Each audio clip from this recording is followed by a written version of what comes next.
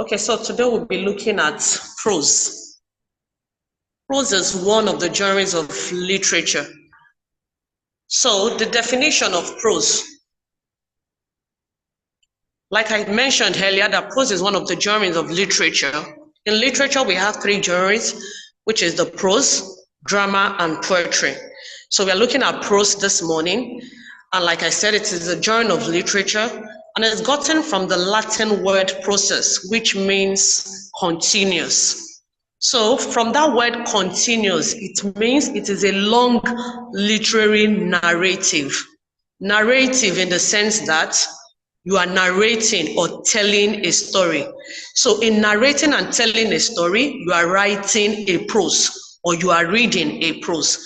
So from the Latin word again, which means continuous, when you do a continuous writing, making use of ordinary language, everyday language, in sentence, in paragraphs, and in chapters, then you are reading or writing a prose. So when you get a hold of any literature book and you see that it is a continuous writing, narration, continuous telling of a story, sentence by sentence that leads to a paragraph, paragraph by paragraphs leading to chapters, then you can say that that literature work is a prose work.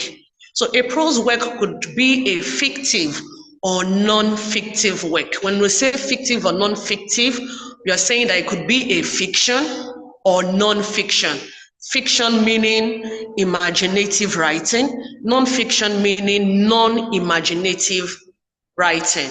So, like I said, prose is a genre of literature gotten from the Latin word prosos, which means continuous. So when you have a long literary work, a narrative work, more or less like a storytelling book, then that is a prose work.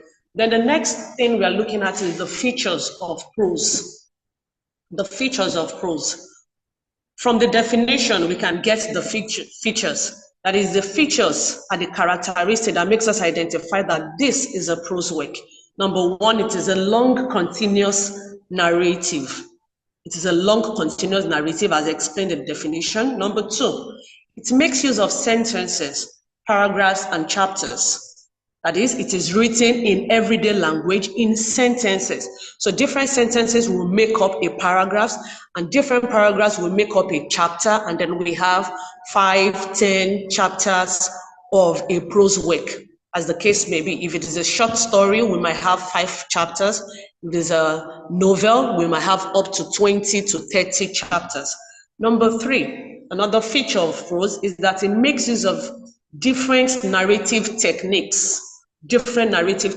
Like I mentioned in the definition, that it is more or less a narration, the telling of a story. So there are different techniques that are used in telling a story in a prose work. The first one is the first person narrative technique. The first person, where there is the use of the pronoun I. Pronoun I is the first person. So when you have the first person narrative technique, the writer writes using the pronoun I. He is part of the story. The author, the writer, is part of the story, is part of the character. So he uses the first person narrative and he uses the pronoun I. Then the second person narrative is usually where you have the pronoun you. Sorry, pronoun he and she.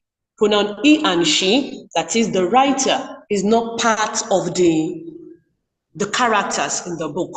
He just writes describing the different characters using he and she, their names, and every other thing. Then omniscient narrative technique. Omniscience, as the name implies, means the author or the writer is part of the story. It goes into the character's stream of thought. It tells us about the character.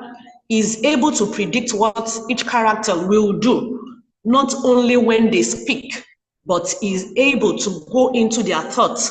And then, as the omniscient narrative, it can predict and tell us what each character is able to do. Then the fourth feature of prose work is that it uses ordinary everyday language.